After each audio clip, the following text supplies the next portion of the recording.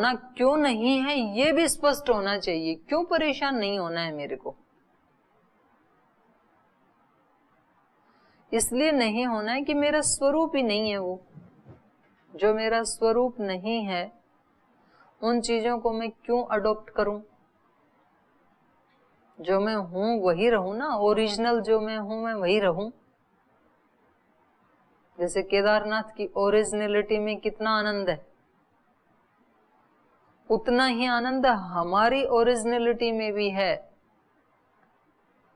अगर केदारनाथ को बाहर की चीजें बिगाड़ दें तो उसका वो सौंदर्य चला जाएगा। फिर उसका वो सौंदर्य, उसका आनंद तभी तक है जब तक वो अपने स्वरूप में है, जब तक दूसरे लोगों ने उसको बिगाड़ा नहीं है। वही आनंद हमारी आत्मा में भी है, लेकिन हमने बहुत सारी चीजें इधर उधर की गंदगी ला ला करके डाल दी है। उससे तो लाखों गुना ज्यादा आनंद है हमारी आत्मा का केदारनाथ से, तो क्योंकि वो तो जड़ है और आप तो चेतन आत्मा है, हम सब तो चेतन आत्मा है।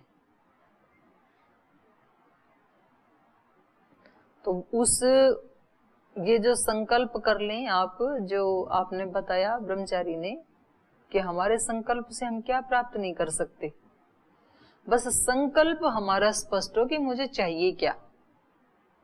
हम चाहते हैं और उससे उल्टा करते हैं, ये समस्या है। इसलिए हमें कोई भी खुशी दे नहीं सकता है जीवन में, क्योंकि दूसरे खुशी दे भी दें तो हम काट रहे हैं ना उसको। कोई चीज हम मांगते हैं और जब वो उधर से आती है तो हम वहां आती है तभी उसको काट देते हैं, इधर से एक तीर मारते हैं। महाभारत में देखा ना आपने, दोनों तरफ से युद्ध होते हुए, उधर से बाण आते हैं फिर इधर से वो उसको काट देता है, अपने पास आने ही नहीं देता, रास्ते में कट जाता है वो। ऐसे ही हम अपने विचारों के और भावनाओं के बाण छोड़ते रहते हैं 24 घंटे। गायत्री मंत्र में जो मांगा था वो जब आने लगा तो उसको हमने काट दिया अपने दूसरे विचार से।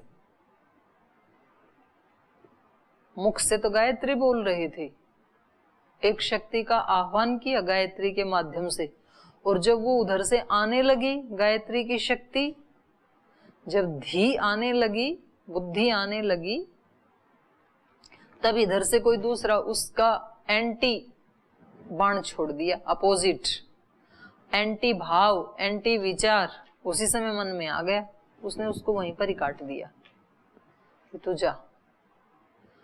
हम सबको क्या चाहिए?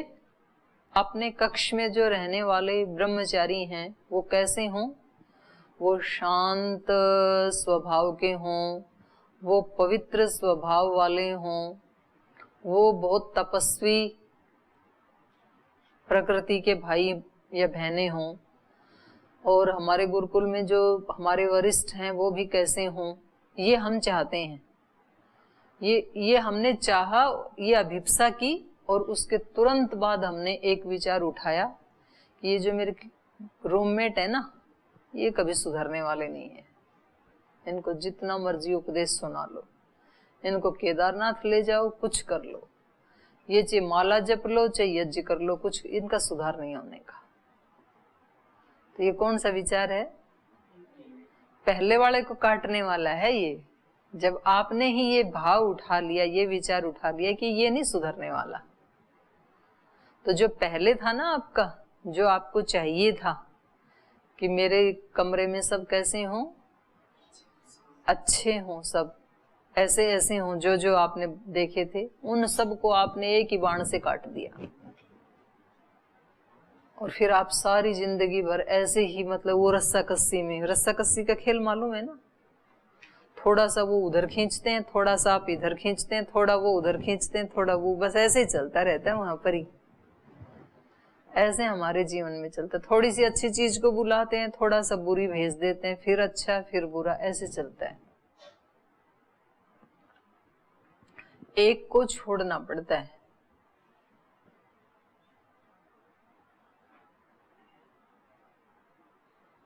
तो आप बहुत अच्छी चीज लेके आए, और तो किसी को कुछ नहीं बताना है, हाँ बताओ, चलो आपके अनुभव सुन लेती हूँ आज।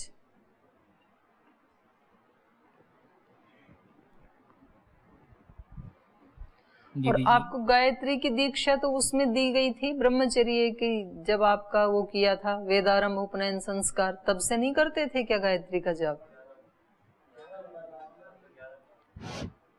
बस 11 बार करके छुट्टी। आपको उस समय माला दंड दिया ही इसलिए जाता है कि आज से गायत्री ही आपकी माँ है, वो ही आपकी रक्षा करेगी। तो माला को तो फेंक दिया और माल अपने पास आने दो। माल को संभाल के रख दिया, माला को फेंक दिया। वो तो होना ही चाहिए था। तो उसमें मतलब नई उपलब्धि की कौन सी बात है? सन्यासियों को भी माला दी जाती है सन्यास दीक्षा पे, ब्रह्मचारियों को भी गायत्री का दीक्षा गुरु देता है उपनयन और वेदारंभ संस्कार के समय में। लेकिन चलो, खुलती जहां पे आंखें होता वही सवेरा। अभी आंख खुली तो अभी सही, कोई बात नहीं। तो अब अपने माता जी को मत छोड़ना, लेकिन गायत्री हमारी माँ है और गायत्री को भी श्रद्धा पूर्वक, श्रद्धा हमारी माँ की भी माँ है। हाँ, नानी दादी जो भी कह लो। तो श्रद्धा उससे भी बड़ी चीज है। यहाँ जो चल रहा है ना 17वें अध्याय में, तो इसको करेंगे हम। हाँ जी। दीदी जी हो, मैं सृष्टिकर्ता को मतलब भगवान को बहुत प्रेम करता हूँ मैं। तो उनके द्वारा बनाए जो प्रकृति है उनको देखकर मैं भगवान को खूब याद करता हूँ। हाँ। तो केदारनाथ में मैंने ये देखा कि वहाँ जो ग्लेशियर हैं और उनकी महिमा को मैंने अनुभव किया कि ग्लेशियर ठंड के दिनों में मतलब ग्लेशियर से जो पानी निकलता रहता है हर समय बराबर निकलता रहता है, जितने हमें चाहिए, जितने प्रकृति मतलब व्यक्तियों को चाहिए उतना। न तो ठंड के दिनों में वो मतलब न तो पूरा जमता है, न गर्मी के दिनों में पूरा पिघलता है।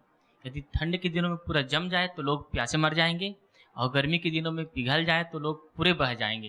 लेकिन मैं भगवान की इसी मतलब आशीर्वाद, उसके मतलब एक नियंत्रण को मैं देखकर मतलब बड़ा खुश हुआ और मुझे उसके प्रति प्रेम दुगुना तिगुना हो गया कि मेरे परमात्मा ऐसे हैं जो हमें बिल्कुल हमारे लिए मतलब जितना चाहिए उतना ही हमें दे रहे हैं और मैं इतने में ही मैं प्रसन्न रहा। तो बोला एक बैलेंस की शक्ति ना परमात्मा की। तो सब ये बैलेंस आपको एक जगह देखा ना, फिर आप उसको ढूंढते ढूंढते सब जगह आप देखोगे ना, तो वो ऐसे ही बैलेंस संतुलन में सृष्टि को चला रहे हैं। ये बहुत अच्छा विचार है जो आपको आया अंदर से।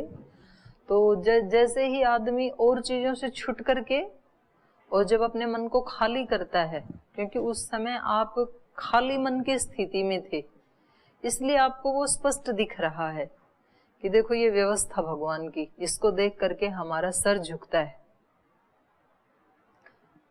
वो एक हम प्रार्थना गाते हैं ना, सूरज समय पर ढल रहा, वायु नियम से चल रहा, झुकता है सर यह देखकर तेरा जो इंतजाम है, विश्वपति जगदीश तुम तेरा ही ओम नाम है। तो ये जो सृष्टि में हम व्यवस्था देख रहे हैं, ठीक समय के ऊपर ऋतुओं का आना, बारिश का आना, गर्मी का आना, जितना चाहिए उतना ही आना, उससे इधर उधर होता है तो वो मनुष्य के बिगाड़ने से होता है। जैसे अनावृष्टि, अतिवृष्टि आदि जो होती है ना, तो उसमें हम मनुष्यों की बहुत बड़ी भूमिका होती है उसको बिगाड़ने में। तो जब हमने एक जगह देखा कि ऐसे कल्पना हमने करके देखी कि ये सारा का सारा ग्लेशियर यदि जून के महीने में पिघल जाए तो फिर कुछ घंटों के अंदर ही देश का नामो निशानी ना रहे, अगर वो सारा का सारा पिघल जाए तो। और सर्दी में यदि पूरा का पूरा जम जाए तो इतना जमा हुआ है, इतनी ठंड है वहां पे, माइनस टेम्परेचर ठंडी में, तो फिर तो सारा जम जाना चाहिए। तो ऐसे कौन सा ताप है वहां पर जो उस समय भी इतना सा तो वो चल ही रहा है, थोड़ा सा तो चल ही रहा है। तो ऐसे वहां के बैलेंस को देख के फिर यहाँ भी दिखाई देगा आपको। फिर आपको अपने शरीर में भी दिखाई देने लगेगा, आपको अपने मन में भी दिखाई देने लगेगा। जिन चीजों की तरफ हम ध्यान नहीं देते हैं तो दिखाई नहीं देता है। आप सोचो कि यदि भगवान हमें नींद जैसी व्यवस्था नहीं बनाई हमारे लिए, किसी व्यक्ति को नींद ना आए मानो 5-7 दिन, तो वो व्यक्ति मौत के मुंह में चला जाएगा, पागल हो जाएगा वो व्यक्ति। मतलब वो उसका जीवन सुव्यवस्थित ढंग से नहीं चल पाएगा। इसलिए ये व्यवस्था बनी हुई है, कितना भी परेशान क्यों ना हो कोई व्यक्ति, किसी का बिल्कुल जवान कोई बालक चला जाए, किसी का पति चला जाए, पत्नी चली जाए, किसी छोटे बच्चे के माता पिता चले जाएं, तो कितना परेशानी होती है। लेकिन तो भी भगवान की व्यवस्था है, रात को उसको नींद आ जाएगी 3-4 घंटे। तो वो जो 4-6 घंटा सो लिया ना, तो अब वो 18 घंटे रो सकता है, चिंता कर सकता है, परेशान हो सकता है। अगर 6 घंटा भी नहीं सोता वो, तो फिर तो पागल हो जाता वो व्यक्ति। कितनी अच्छी व्यवस्था है। ऐसे ही खाना डाल देते हैं और खाना आगे चले ही ना, डाला था वहीं की वहीं पड़ा रहे। तो बाहर कभी किसी थाली में खाना डाल के रखना और 4 दिन उसको ऐसे ढक के रख देना, आप वहां बैठ नहीं पाओगे, ना सड़ जाएगा वो। और फिर बाकी अंग प्रत्यंग को सारी एनर्जी मिलना, किसको रस चाहिए, किसको रक्त चाहिए, कितना मांस चाहिए, कितना हड्डी को चाहिए, तो वो सारा का सारा रोजाना वो व्यवस्था, वो बैलेंस। तो व्यक्ति यदि इस तरफ से खाली होगा तो इधर बहुत कुछ दिखाई देगा। कल मैंने अपने साध्वी बहनों को एक बात बताई थी कि जिस व्यक्ति के पास शक्ति होती है ना, वैसी वैसी वो कल्पनाएं करता है। व्यक्ति की जो योजनाएं होती हैं, जो अमेजिंग बोलते हैं ना जिसको, वो किसके अनुसार करता है? शक्ति के अनुसार। एक गरीब आदमी की योजनाएं क्या होंगी?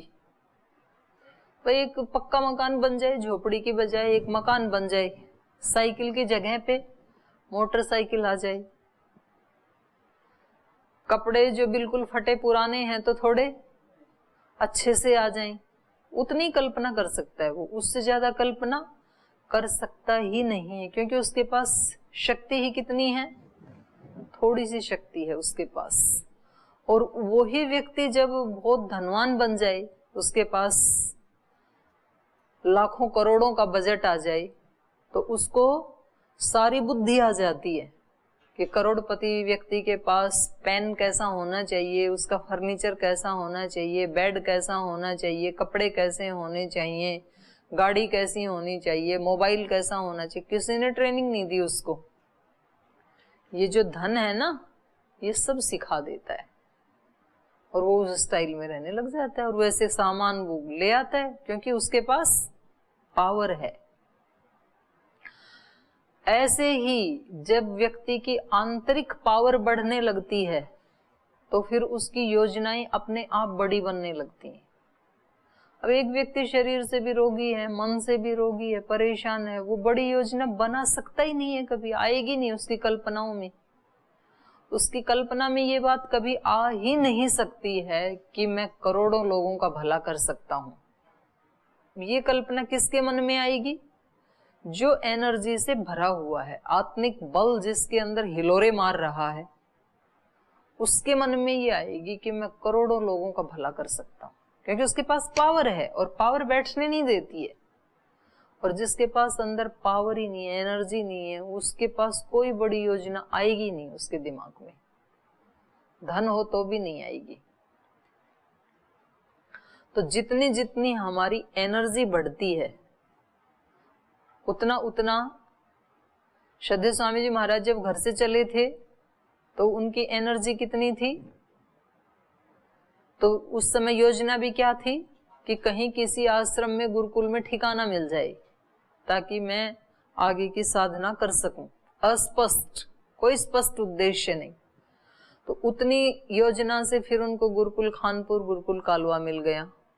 ऐसे ही आचार्य जी को भी साथ साथ यात्रा है, तो हम दोनों को साथ साथ लेके चलेंगे।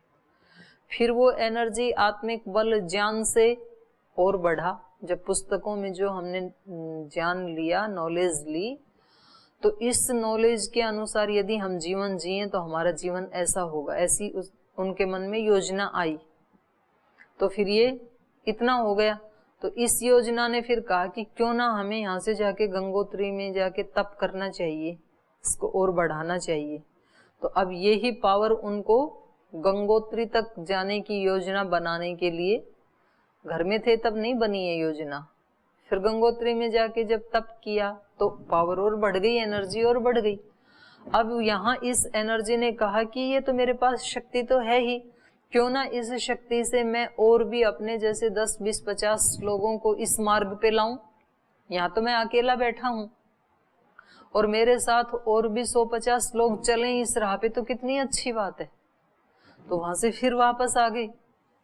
फिर यहाँ आकर के कि अगर हमारे पास अपना कोई छोटा सा आश्रम हो जिसमें हम 10-20 लोग रह सकें और हम ध्यान करें, उपासना करें, यज्ञ करें, तो हम एक साथ 25 लोग उस मार्ग पे चल सकते हैं। तो जितना उपकार मैं एक कर सकता हूँ वो 25 गुना हो जाएगा, 50 गुना हो जाएगा। ये योजना बनी।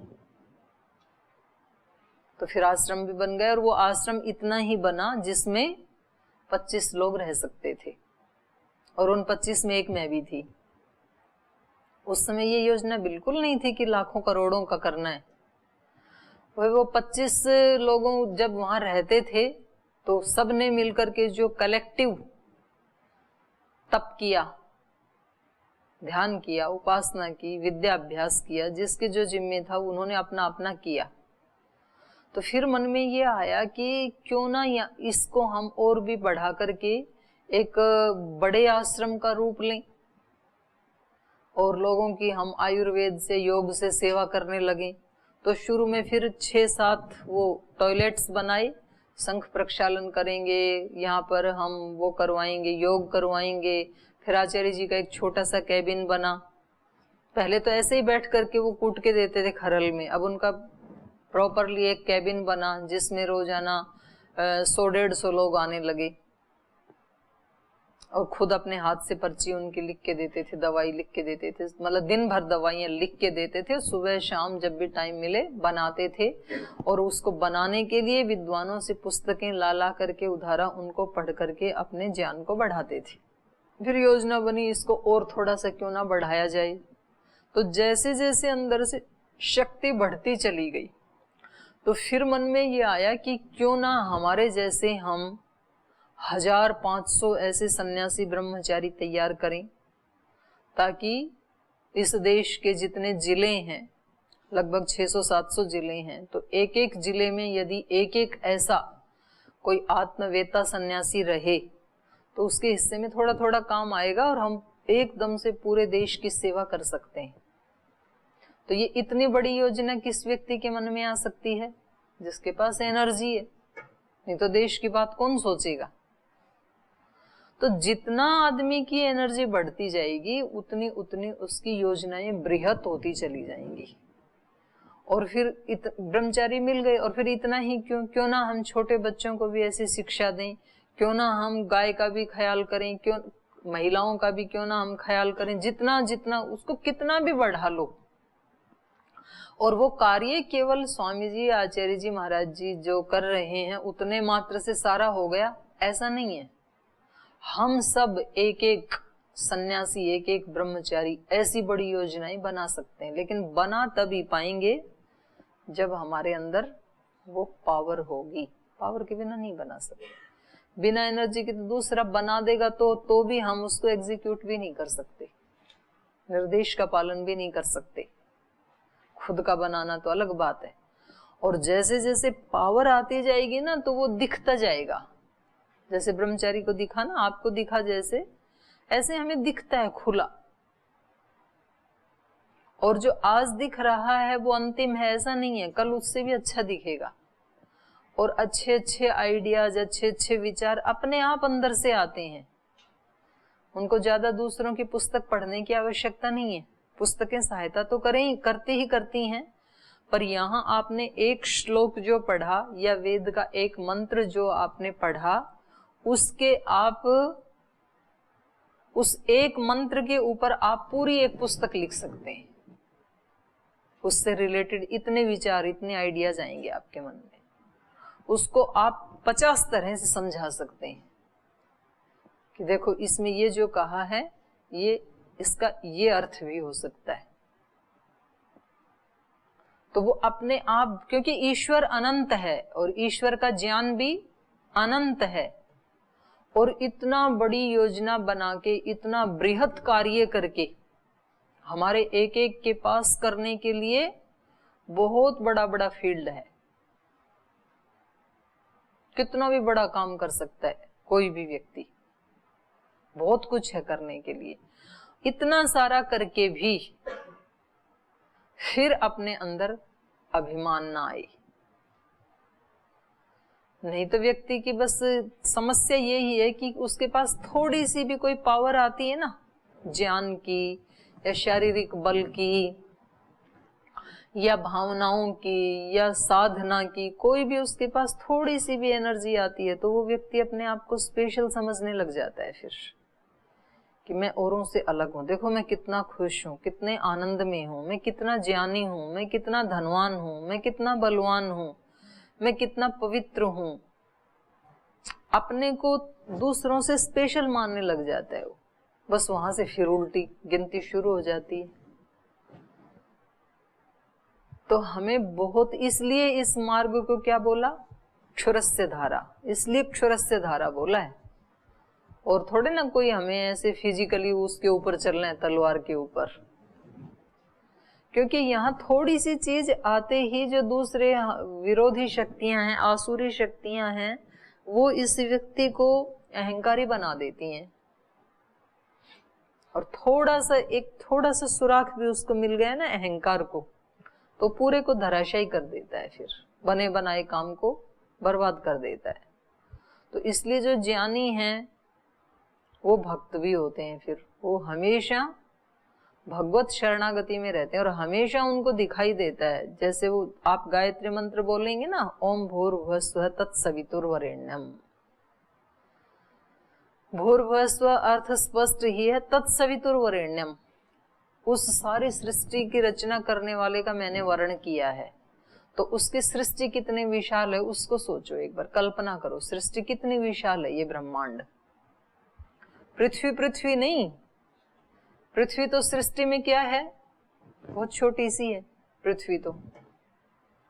इससे तो कई लाखों गुना बड़ा तो सूर्य ही है, और ऐसे ऐसे सूर्य पता नहीं कितनी विशाल है ये सृष्टि। उसकी कल्पना करो, कल्पना भी नहीं कर सकते हैं हम, क्योंकि जो आकाश में आप जितने ये तारे सितारे स्टार्स देखते हैं वो कितने बड़े हैं वो हमें पता भी नहीं है, और वो कहाँ कहाँ है वो भी नहीं पता है, और उन पे जीवन है कि नहीं है वो भी नहीं पता है, क्योंकि वो इतने दूर है, वहां तक हम पहुंच ही नहीं पाए, अभी साइंस पहुंच नहीं पाई, मनुष्य पहुंच ही नहीं पाया। तो कितनी विशाल है ये सृष्टि। जो हमें छोटे छोटे दिखते हैं वो कितने अनंत हैं, और वो अनंत लोक हैं। जैसे हमारा एक पृथ्वी लोक है, और पृथ्वी तो एक बहुत छोटा सा लोक है, इससे तो शनि आदि बहुत बड़े हैं। तो और शनि आदि तो बहुत निकट है इसके, ये जो इतनी दूर हैं ये कितने बड़े होंगे हमें नहीं पता, कितने बड़े होंगे। उस सारी सृष्टि को उसने बनाया है। अभी तो आपने हिमालय का एक इतना सा भाग देखा, ग्लेशियर या केदारनाथ, अभी तो कितना बाकी है।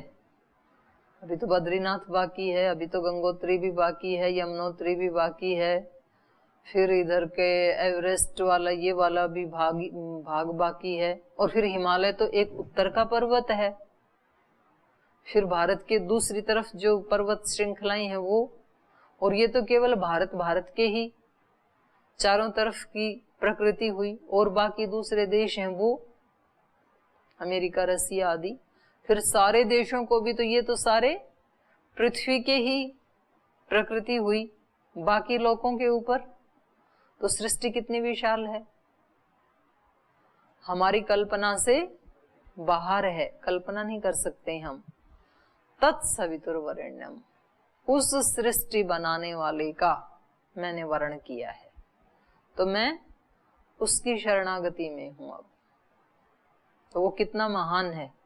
तत्सवितुर्वरेण्यम, ये कहते ही व्यक्ति का सर झुक जाता है। और अपना काम ये जितना भी बड़ा कर रहे हैं ना देश दुनिया में, ये अपना काम कैसे लगने लगता है, ये चींटी के पैर के जितना भी नहीं लगता है। क्या है हम? धूल भी नहीं है, धूल का कण भी नहीं है उसकी तुलना में जिसका मैंने वर्ण किया है तत्सवितुर्वरेण्यम, उसकी तुलना में मेरा अस्तित्व क्या है और मेरा ये कर्तृत्व क्या है। यद्यपि एक योगी बहुत बड़ा काम करता है, लेकिन उसकी तुलना में कितना है, तो वो यदि ध्यान रहे तो फिर इस व्यक्ति में अहंकार नहीं आएगा और फिर ये अपने स्वरूप में तृप्त रहता हुआ निरभिमानी होकर के वो काम करेगा। तो निरंतर आनंद में रहना संभव है या नहीं है? संभव तो है, लेकिन ये कब मिल सकता है? जब हम चाहें। परेशान दूसरे नहीं करते हैं, दूसरे तो सारे आपके साथ ही गए थे। जो यहाँ रहते हैं, जो भाई बहन यहाँ रहते हैं, वो तो सारे आपके साथ ही गए थे ना।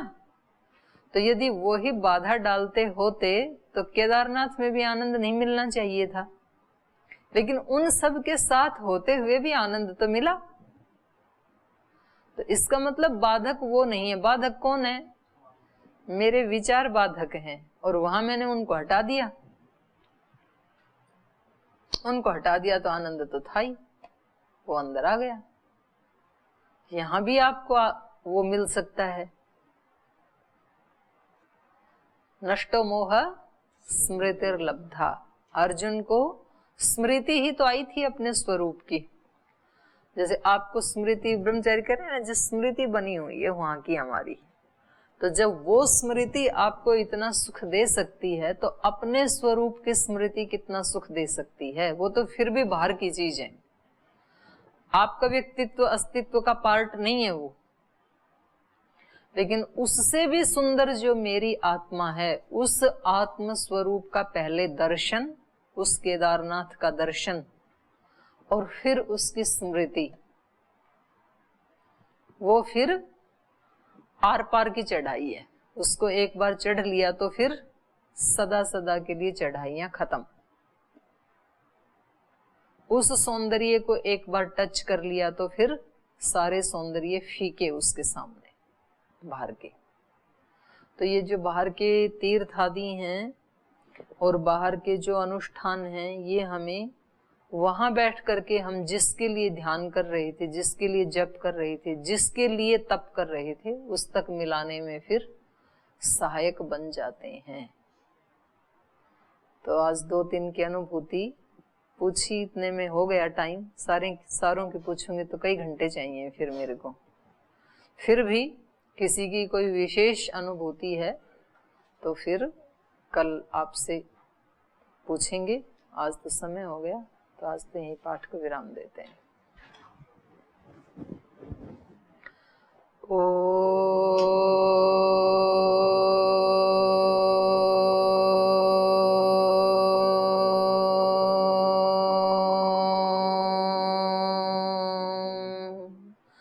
श्री गुरुभ्यो नमः।